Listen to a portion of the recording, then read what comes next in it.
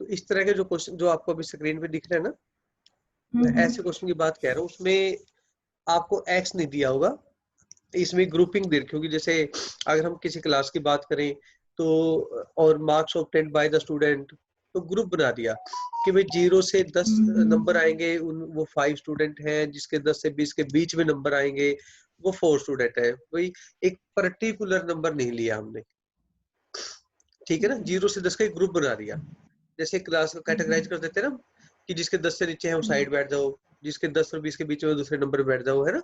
उस तरीके की ग्रुपिंग कर दी। तो जब इस तरह ग्रुपिंग होती है उसको हम बोलते हैं क्लास इंटरवल। तो यानी कि जो लेफ्ट में मैंने लिखा हुआ है ये वाला पोर्शन क्लास इंटरवल है, और फ्रीक्वेंसी आपको ये गिवन है। और फ्रीक्वेंसी का यहाँ पे मीनिंग तो आपको पता ही है, नंबर ऑफ स्टूडेंट। मैं बार बार नंबर ऑफ स्टूडेंट कह रहा हूँ, मतलब ये number of workers in A company भी हो सकता है, 0 to 10, ये 1000 में उनकी सैलरी भी हो सकती है, कुछ भी हो सकता है ऐसा, ठीक है। वो तो जो डेटा गिवन होगा उसको अकॉर्डिंगली हम उसको जूम कर लेंगे। तो मीन निकालने के लिए अब हम क्या करेंगे, जो क्लास इंटरवल है उसको आप मिड पॉइंट उसका निकाल दो। मिड पॉइंट वो कैसे निकालने, 0 10 है, अब 0 + 10 को ऐड कर दो और 2 से डिवाइड कर दो। बेसिकली हम इन सबकी मीन वैल्यू लेते हैं, ठीक है। तो ये आ गया 5, ये आ गया 15, ये आ गया 25 और ये आ गया 35, ठीक है। तो अब नेक्स्ट जो आपका मीन निकालने का सिस्टम है वो सेम वही रहेगा, f × x कर दो। आप इसको xi और fi भी लिख सकते हो according to other books notation. इनको आप मल्टीप्लाई कर दो। अब fi xi का मतलब है कि f1 को x1 से मल्टीप्लाई कर दिया, f2 को x2 से कर दिया, f3 को x3 कर दिया, f4 को x4 से कर दिया, एंड सो ऑन।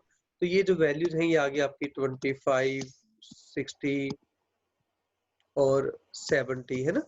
इन सबको आप ऐड कर दो। ऐड करने के बाद आपके पास जो वैल्यू बनेगी वो क्या बनेगी, आपकी बनेगी 130 और 150, 280, 305, ठीक है। और टोटल फ्रीक्वेंसी कितनी आपकी 9, 6, 15 और 2, 17, ठीक। तो जो फिर मीन होगा वो क्या होगा, आपका मीन होगा सिग्मा fi xi अपॉन में सिग्मा fi। ये जो वैल्यू है वो सिग्मा fi xi है क्योंकि हम इस कॉलम को ऐड कर रहे हैं, और ये जो वैल्यू है वो सिग्मा fi है क्योंकि हमने इस कॉलम को ऐड किया, ठीक है। तो अब वैल्यू आई आपकी 305 अपॉन में 17। मैक्सिमम केसेस में इसको हम डेसिमल जो पॉइंट्स है उसमें ही रिप्रेजेंट करते हैं, तो आप इसको डेसिमल में कर लेना, ठीक है, कन्वर्ट कर लेना। तो ये जो मेथड मैं सिखा रहा हूँ ये डायरेक्ट मेथड है। इसके बाद हमारे पास इसको करने का जो मेथड है ना, इसी क्वेश्चन को हम सेम क्वेश्चन लिख लेते हैं और एक नया मेथड इस पे अप्लाई करते हैं, ठीक है।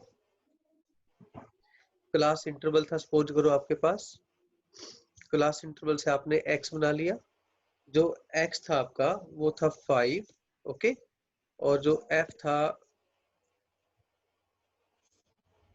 वो भी आपका था 5, सही बात है। फिर आपका x था 15, ये 4, 25, 6, 35, 2, ठीक है। मैंने मतलब कैलकुलेशन कम करनी पड़े इसलिए जो नंबर ऑफ जो वैल्यूज है वो कम ले ली हमने, ठीक है। क्लास इंटरवल मैंने नहीं लिखा है। क्लास इंटरवल आपका वही है जो 0 से 10 था, 10 से 20 है, 20 से 30 है, 30 to 40 है। हमने मिड वैल्यू निकाल दी, f निकाल दिया, ठीक है। अब मीन निकालने के दो अलग से मेथड और होते हैं। ये तब करना है जब स्पेशली मेंशन्ड हो या कैलकुलेशन आपकी डिफिकल्ट बनती हो, यानी कि ऊपर वाला जो मेथड है वो स्टैंडर्ड मेथड है, उसी की मॉडिफिकेशन है, ठीक है। और कब यूज करना है ये हमने, ये यूज तब करना है जब हमारी कैलकुलेशन डिफिकल्टी हो जाए, मतलब मल्टीप्लिकेशन करना जो ज्यादा लेंथी हो जाए आपके पास, और आप इसको कह सकते हो कि हाँ बेसिकली डिफिकल्टी ही होनी चाहिए कि कैलकुलेशन मुश्किल है, तब हम चेंज करेंगे मेथड, ठीक है। तो हम क्या करेंगे, एक जो वैल्यू है ना लेफ्ट साइड से, उसको हम कोई मिडिल वैल्यू, जैसे यहाँ पे 15 और 25 दो मिडिल वैल्यू है ना, आप कोई भी एक ले लो। मान लो मैं 25 ले लेता हूँ, आप 15 भी ले सकते हो, आप एग्जैक्टली सेंटर वैल्यू भी ले सकते हो, ठीक है। इस वैल्यू को हम बोलते हैं अज्यूम्ड मीन, अज्यूम्ड मीन, ठीक है। अब इसको हम रिप्रेजेंट करते हैं ए से, ठीक है। तो ये आपका ए आ गया, ए इक्वल टू 25, इसको बोलते हैं हम अज्यूम्ड मीन। तो अब मैं जो मेथड करवा रहा हूँ उसको बोलते हैं हम डेविएशन मेथड।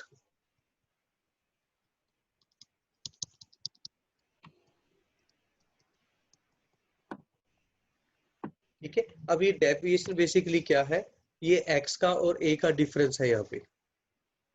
अब x माइनस a, अब x माइनस a मतलब 5 माइनस 25।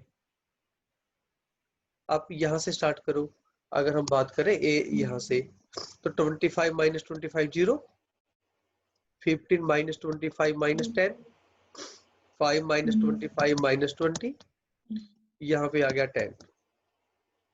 ठीक है, तो अब हम ये जो वैल्यू आई है x माइनस ए, इसको कोई नाम दे देते हैं, सपोज मैं दे देता हूँ d, d फॉर डेविएशन। ठीक है, जैसे अगर इसको एफ आई बोलते हो, इसको एक्स आई बोलते हो, तो ये डी आई बन जाएगा। तो पहले हम मीन निकालने के लिए किसका यूज करते थे, एफ का और एक्स का ना। अब हम एफ का और एक्स का यूज नहीं करेंगे, अब हम करेंगे एफ का और डी का, एफ आई डी आई। तो एफ को डी से करो, ये आ गया माइनस में 100, माइनस 40, 0 और ये 20।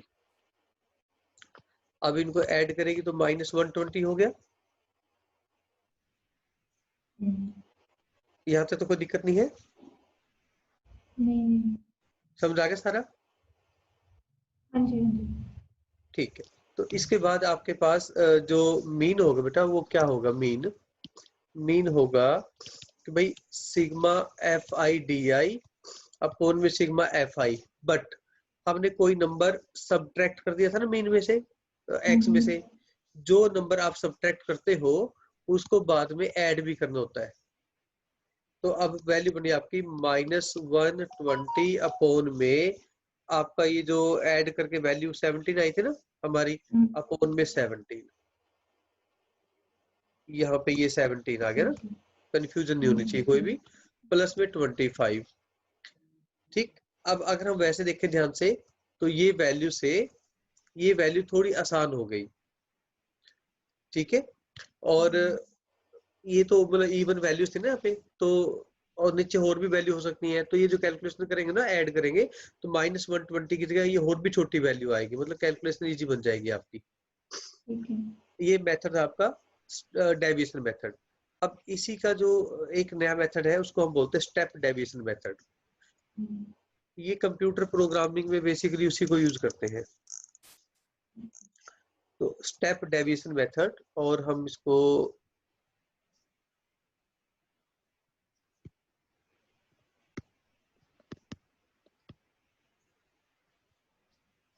सबसे सिंपल मेथड यही होता है, मतलब कैलकुलेशन वाइज अगर हम देखें तो करना क्या होता है, आप ये देखो, एक तो होगा आपके पास एक्स आई, अगर क्लास इंटरवल दिया है तो आपने एक्स आई निकाल दिया, फिर आपके पास एफ आई तो होगा ही होगा, है ना। तो ये था आपका 5, 15, 25, 35, ठीक है, और ये 5, 4, 6 और 2,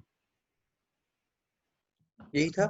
मैं एक वैल्यू और सपोज कर लेता हूँ, सपोज मैं कहता हूँ यहाँ पे 45 और यहाँ पे 3 हो रहा है ना। ये न्यू क्वेश्चन है, क्लास इंटरवल आपको दे दिया होगा 0 से 10, 10 से 20, ठीक है, एंड सो ऑन। ठीक है, अब आपको क्या करना है भाई, स्टेप डेविएशन मेथड। देखो डेविएशन के लिए अज्यूम्ड मीन तो करना ही पड़ेगा। तो मान लो 25 ही अज्यूम्ड मीन है, इसको मैंने बोल दिया ए। तो क्लास इंटरवल कितना गैप इनमें, 10 हाँ जी 10 का, बिल्कुल ठीक है। तो ये जो गैप है इसको हम बोलते हैं, जो गैप है उसको बोलते हैं एच, और इसमें एक वैल्यू आई ए, वो है 25, ठीक है। तो अब आप वैल्यूज निकालो जिसको हम बोलते हैं एक्स आई माइनस में ए और अपोन में एच। ओके, तो ये तो बन गया आपका 25 माइनस में 25, 15 माइनस में 25 और 5 माइनस में 25, 35 माइनस में 25 और 45 माइनस में 25, और आप ये देखो इसमें आपको डिवाइडेड बाय 10 भी करना है,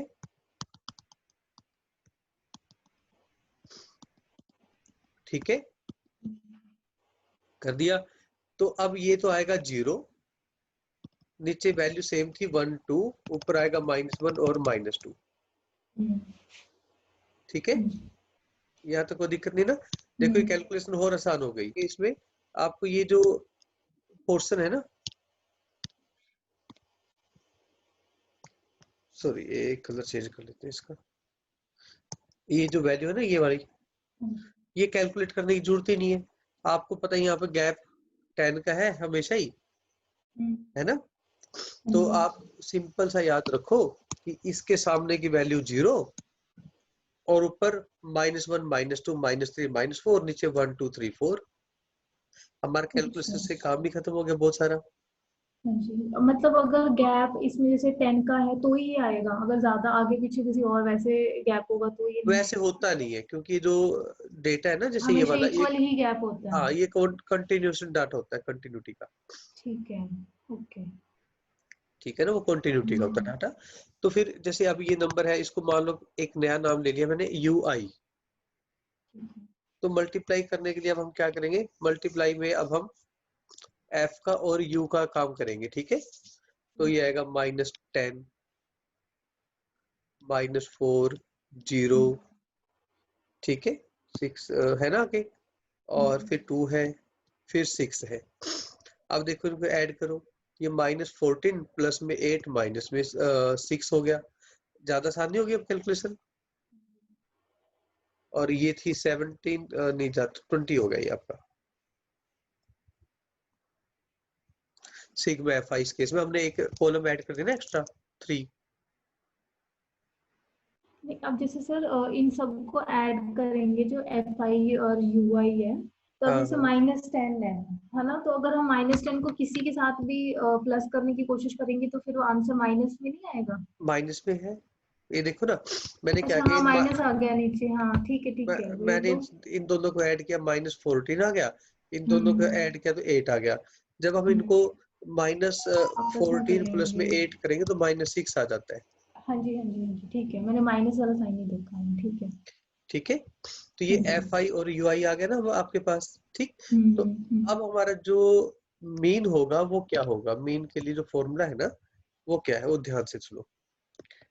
जो मीन है फॉर्मूला वही हमेशा रहेगा, सिग्मा FI UI अपॉन में सिग्मा FI। कई बुक्स में क्या होता है, सिग्मा FI की जगह कैपिटल N भी लिखा होता है, मैं यहाँ लिख देता हूँ सिग्मा FI को आप N भी लिख सकते हो, ये नोटेशन है, ठीक है। तो कंफ्यूज नहीं होना। हमें तो टोटल फ्रीक्वेंसी से मतलब है ना, वो सिग्मा करके या N लिख दे, क्या फर्क पड़ता है, ठीक। हाँ अब जी हाँ बेटा जी। इसमें एक बात ध्यान देनी है आपको, ये इंटू में H करना है, ठीक है, क्योंकि हमने डिवाइड कर दिया था, हम्म, और प्लस में A करना है क्योंकि हमने सब्ट्रैक्ट कर दिया था, ठीक है। मेरी स्पीड ठीक ठीक है। है ना इतनी, जो है, या कम हाँ करनी जी है। बिल्कुल ठीक है। नहीं नहीं नहीं सर, वो मैं अगर कुछ नहीं भी होगा तो रिकॉर्डिंग में देख ही लूंगी। हाँ अभी तो नहीं, वैसे मतलब ठीक है। जो चीज अभी क्लियर हो सकती है वो अभी क्लियर करते रहना, नहीं ताकि नहीं आपका सर, टाइम, अभी क्लियर है, बिल्कुल क्लियर ठीक है। ये आ गया है। -6 अपॉन में सिग्मा F, वो 20 हो गया, इनटू में 25 हो गया, प्लस सॉरी इनटू नहीं में 10 H हो होगा गया, ना। हाँ इनटू में H होगा 10, हम्म, और प्लस में 25 हो गया, है ना। तो अकॉर्डिंग टू बोर्ड मास आप पहले इनको सोल्व करोगे, हम्म, बाद में ऐड करोगे 25। तो मैंने इसको ऐड करने के लिए मैंने क्या किया, सबसे पहले मैंने 10 2 20 है ना, या 0 से 0 कैंसिल कर दिया, तो ये आ गया -3 प्लस में 25 यानी कि 22। हाँ जी तो ठीक अब है, हाँ इसमें ये बेटर है। कैलकुलेशन है, ये कैलकुलेशन आसान ऑप्शन हो, मतलब बेटर, हाँ कैलकुलेशन इजी है हाँ इसकी। थोड़ा लेंथी पड़ता है, हाँ जी। क्योंकि सब्ट्रैक्ट भी करना है, डिवाइड भी करना है, फिर मल्टीप्लाई करना है, बट इससे कैलकुलेशन थोड़ी हम्म। और आसान हो जाती है, ठीक है। तो मैं मीन तो अभी पूरा खत्म करवा रहा हूँ, शॉर्टकट भी बता रहा हूँ आपको मैं अभी। कई बार हाँ जी। ऑब्जेक्टिव क्वेश्चन होते हैं, आपको वर्किंग नहीं दिखानी होती, ठीक है। या जो मैं सेंटेंस लिखवा रहा हूँ आप उनको लिख दोगे तो भी आपको पूरे नंबर मिलते हैं सब्जेक्टिव क्वेश्चन में। ओके। बस 9th क्लास में नहीं मिलेंगे, 10th क्लास में नहीं मिलेंगे, कहने मतलब बोर्ड के अकॉर्डिंगली, क्योंकि वो यहाँ पे ऐसा रूल चलता नहीं है, ठीक है। देखो अगर हम ऑब्जर्वेशंस की बात करते हैं तो x की वैल्यू आ गई ना आपके पास। ध्यान देना, if each observation is multiplied by a, okay, then mean is also multiplied by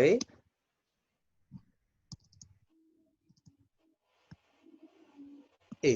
मतलब आप ऑब्जर्वेशन को जिस नंबर से मल्टीप्लाई करोगे आपका मीन भी उससे मल्टीप्लाई हो जाएगा, ठीक है। जैसे अगर मैं कह दूं कि आपके पास जो xi था वो मान लो x1 x2 x3 है ना, ये xn था। अगर मैं अब इसको a से मल्टीप्लाई कर दूं तो ax1 ax2 ax3 है ना, axn, ये आपकी न्यू ऑब्जर्वेशन होगी। मैं इसको y बोल देता हूँ, ठीक है। ठीक है।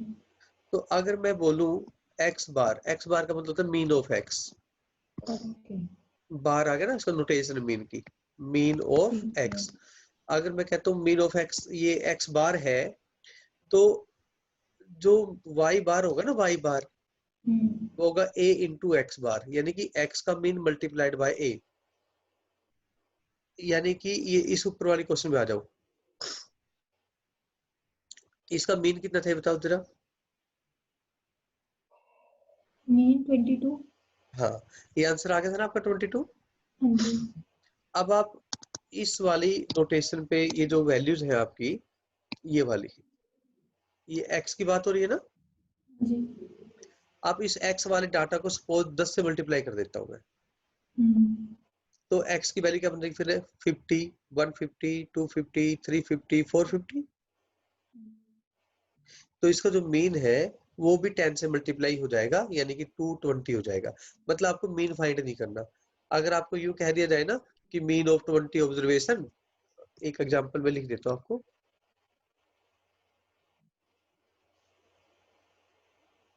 कि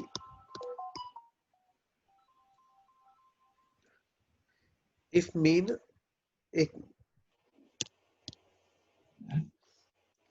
तो आप जैसे मैं कहता हूँ if mean of 20 observations is, अब यहाँ पे 20 का कोई मीनिंग नहीं है ना, कुछ भी हो सकता है लिखा हुआ, ठीक है। Is suppose 33, okay. ठीक है। यहाँ पे इफ की जगह हम कहते हैं लेट, और अब लिख सकते हैं if all the observation are multiplied by suppose 7, ठीक है। then mean becomes, mean क्या बन जाएगा आपका? 33 into 7। अब बात समझाई इसका मतलब क्या है? इसका मतलब ये है जितना मीन होगा, ठीक है ना, उसको उस नंबर से मल्टीप्लाई कर देंगे जो हर एक ऑब्जर्वेशन से मल्टीप्लाई हो रहा है। ठीक है। लेकिन हमने ऐसे क्यों लिखा इफ मीन ऑफ जो ये था 20 ऑब्जर्वेशन, 20 मतलब टोटल जो आपके पास ऑब्जर्वेशन है ना वो 20 है। अच्छा, ठीक है। ठीक है। ठीक है, अब 20 का कोई लिंक नहीं रहा, ये तो वैसे कंफ्यूज करने के लिए डाल दिया। मतलब यहाँ मैं कह सकता हूँ let mean of n observation is 33। अगर मैं सबको 7 से मल्टीप्लाई कर दूंगा तो उनका मीन भी 7 से मल्टीप्लाई हो जाएगा। ठीक है। समझ गई बात? हाँ जी। ठीक है, तो अब अगर मैं बात करता हूँ सेम डिवाइड करने की, ठीक है, तो डिवाइड करने का मतलब भी तो रेसिप्रोकल करके मल्टीप्लाई करना होता है। अगर मैं हर एक ऑब्जर्वेशन को 7 से डिवाइड करूं तो 7 से डिवाइड, जैसे अब मैं कहता हूँ x बाय 7, तो इसका मतलब क्या है? 1/7x। 7 से डिवाइड करने का मतलब है 1/7 से मल्टीप्लाई करना। तो if we divide anything with 1/7, sorry, with a, तो mean also gets divided by a. If we divide each observation by a means any number, then mean also divided by a. जिस number से हम observation को divide करेंगे उसी number से mean भी divide हो जाएगा। ठीक है। दिमाग में क्लियर हो गया? हाँ जी हाँ जी सर। ठीक है। तो अगर मैं अब ऐड और सब्ट्रैक्ट करने की बात करूं तो वो मैंने ऑलरेडी आपको करवा दिया। 25 लिया था ना अज्यूम्ड मीन, हाँ जी। हमने x में से 25 माइनस किया था। हाँ जी। ठीक है। तो एग्जैक्ट आंसर निकालने के लिए मुझे 25 दोबारा ऐड करना पड़ा था क्योंकि मीन जो है 25 कम हो चुका था वो, ठीक है। ओके। है ना। यानी कि अब हमारा नोट ये बनता है, शॉर्ट में लिख रहा हूं उसको समझना आप, कि x में मैं कुछ भी ऐड कर दूं या कुछ भी सब्ट्रैक्ट कर दूं, ठीक है। देन जो मीन होगा, मीन मतलब ओरिजिनल मीन तो था x के ऊपर बार, अगर ऐड करेंगे तो आपके साथ नंबर ऐड हो जाएगा, ठीक है। सब्ट्रैक्ट करेंगे तो नंबर सब्ट्रैक्ट हो जाएगा। जैसे हमने क्वेश्चन ये बनाया था कि if mean of 20 observation is 33, okay, and each number is increased by 7, तो जो न्यू मीन है वो क्या बनता? 33 प्लस 7 बन जाता वो। ठीक है। 33 प्लस 7 यानी 40 बन जाता। ये समझाए बात? हाँ जी। हाँ, अगर हम हर ऑब्जर्वेशन में से 7 सब्ट्रैक्ट करते तो 33 माइनस 7 हो जाता। ठीक है। कोई दिक्कत है? नहीं नहीं नहीं सर, बस मतलब यही है ना कि जो भी हमें ऑब्जर्वेशन दी अगर हुई है, मतलब ऐड जो भी करना मीन दिया हुआ ऐड है हमें। करना है नंबर ऑब्जर्वेशन में तो मीन में वही नंबर ऐड हो जाएगा। हाँ जी। सब्ट्रैक्ट जो भी करना है तो मतलब जो भी हमें सिंबल दिया हुआ है उसको हमने जो जो भी मीन और जो भी मल्टीप्लाइड बाय दिया हुआ है उसके साथ में या तो मल्टीप्लाई करना है या डिवाइड करना है, प्लस हो गया या माइनस हो गया, बस, वो चीज करनी है। ठीक है। ठीक है। हम्म। ओके। और इसमें मीन में तो एक चीज और होती है मीन के अंदर,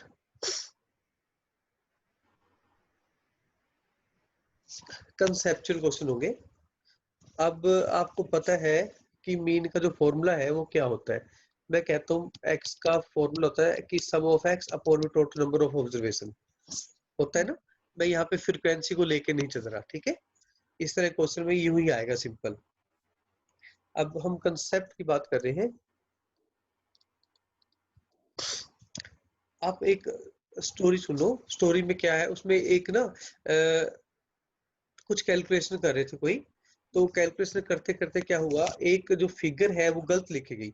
सपोज 72 से सपोज 72 से 27 लिखा गया बाय मिस्टेक, है ना। भाई एक्चुअल जो फिगर थी वो 72 थी, ठीक है। ठीक है, और हमने क्या लिख दिया 27, गलती होगी ना। तो क्या आपकी जो वैल्यू निकलेगी लास्ट में वो सही निकलेगी? मीन की नहीं निकलेगी ना। जो हमें रिक्वायरमेंट होगी वो नहीं होगी, वो कुछ और उसका रिजल्ट आ जाएगा, ठीक है।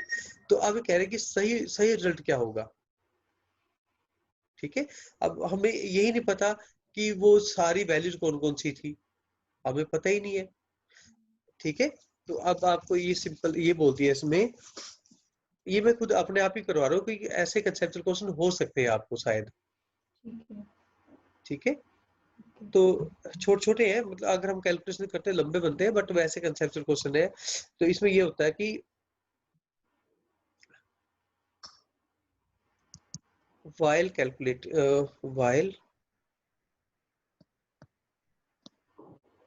calculation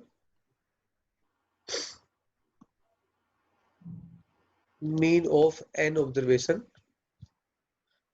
n हम 20 लेके चलते हैं, ठीक है।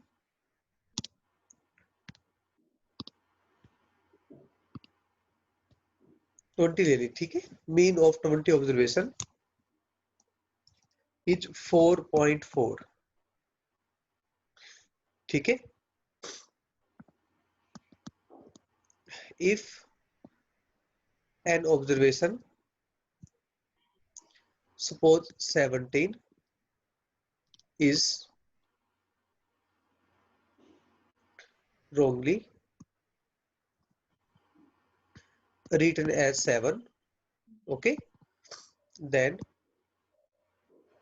What will be new mean या एक्चुअल मीन। ओके, न्यू या फिर एक्चुअल वर्ड होगा यहाँ पे। ठीक है, अब ये बताओ, आपको तो जो मीन निकालना है, मीन के लिए सम ऑफ ऑब्जर्वेशन भी तो चाहिए आपको, तो सम ऑफ ऑब्जर्वेशन तो दे नहीं रखी। तो अब हम देख लेते हैं डेटा क्या गिवन है। आपको सिंपल सा जो डेटा है वो गिवन है कि नंबर ऑफ ऑब्जर्वेशन 20 है और जो मीन है वो 4.4 है। उनमें से एक ऑब्जर्वेशन है एक्स की कोई वैल्यू है, वो हमने 17 ले ली। ठीक है, बल्कि जो करेक्ट नहीं, एक्चुअल वैल्यू 17 लेनी थी, आपने गलती से क्या ले ली, इनकरेक्ट ऑब्जर्वेशन 7 ले ली, है ना। यही देर का, उसके अलावा तो कुछ नहीं देर था आपको। आपको ये पता है कि जो एक्स बार है वो सिग्मा एक्स अपॉन में एन होगा। तो जो एक्स बार है वो 4.4 होगा, जो सिग्मा एक्स है वो हमें पता ही नहीं है, और एन जो है वो 20 है। इससे ये पता लगा कि जो सिग्मा एक्स है वो 4.4 इंटू में 20 है, यानी कि 88। तो ये जो सिग्मा एक्स है ये क्या होता है, सम होता है ना भाई, सम ऑफ ऑब्जर्वेशन होता है सिग्मा एक्स। तो अब ये कौन सा सम है, ये है इनकरेक्ट सम, क्योंकि हमने तो गलत ऑब्जर्वेशन ले रखी है ना। ठीक, तो फिर आता है करेक्ट सम, करेक्ट सिग्मा एक्स। भी कह रहे 88 है, इसमें हमने गलती से क्या ले लिया, 7 माइनस कर दो और ऐड कर दो सही वाली वैल्यू, तो मीन क्या आएगा, सही आ जाएगा ना एकदम। जी बिल्कुल। तो ये बनेगा आपका 98। क्या बनेगा, 98। अब ये एक्चुअल सम आ गया। तो अब करेक्ट मीन क्या होगा, अब जो करेक्ट मीन है वो होगा एक्चुअल सम अपॉन टोटल ऑब्जर्वेशन, यानी कि 4.9। ठीक है, दिमाग में आया, हाँ जी ठीक है, आगे समझ। दोबारा बताने की जरूरत तो नहीं है। नहीं क्लियर है। ठीक, ओके। तो ऐसे ही यहाँ पे दो ऑब्जर्वेशन भी गलत हो सकती थी, तो दोनों को माइनस करके करेक्ट वैल्यू ऐड कर देते। ठीक है, इस पर्टिकुलर क्वेश्चन की खासियत ये थी कि हमें ये पता था कि टोटल ऑब्जर्वेशन का जो सम है, कौन सी वैल्यू उसमें गलत आ गई और कौन सी वैल्यू उसमें सही है। ठीक है ना, कई बार क्या होता है हमें यही नहीं पता कि सही वैल्यू क्या थी, तो हम क्या करते हैं उसमें, उसमें क्वेश्चन ये लिखा जाता, if incorrect observation is omitted, यानी कि जो गलत ऑब्जर्वेशन है उसको आप हटा दो, फिर मीन क्या होगा, फिर मीन ऐसे होगा, अगर हम फिर माइनस करके छोड़ देंगे ना। हाँ बिल्कुल, कुछ ऐड ही नहीं करेंगे, ऐड करेंगे ही नहीं, माइनस करके बता देंगे हाँ कि इसके अंदर बिल्कुल हम लोग बिल्कुल, जो भी करेक्ट ऑब्जर्वेशन उसको ऐड कर देंगे, कर सकते हैं हाँ उसमें नहीं मतलब। करेंगे। बट फिर डिवाइड किससे करोगे आप, नंबर ऑफ ऑब्जर्वेशन कम हो जाएंगी। अगर एक वैल्यू हटा दोगे अच्छा हाँ, ठीक है तो ऑब्जर्वेशन भी तो कम हो जाएगी। अभी मैंने लिखी नहीं है बात, ये सिर्फ बोल दी है, इसलिए आप याद रखना। ठीक है हाँ जी, ऑब्जर्वेशन भी कम होनी चाहिए ना फिर। ठीक है ना बात, ऑब्जर्वेशन भी तो कम हो जाएगी। तो आपकी जो ऑब्जर्वेशन है वो कम होने से डिवाइड भी हम कम से करेंगे, यानी कि इसमें से अगर हम 7 माइनस कर देते तो हम 98/19 करते। ठीक है, तो मैं यहाँ पे लिख कर ही देते हैं एक छोटा सा है ना working, if 7 was omitted, ignore कर दिया। ठीक है, तो फिर जो न्यू सम है वो क्या होता, वो हो जाता 88 माइनस में 7 यानी कि 81। ठीक है, जो करेक्ट मीन है वो क्या होता फिर, वो हो जाता 81 अपॉन में 19। That's all.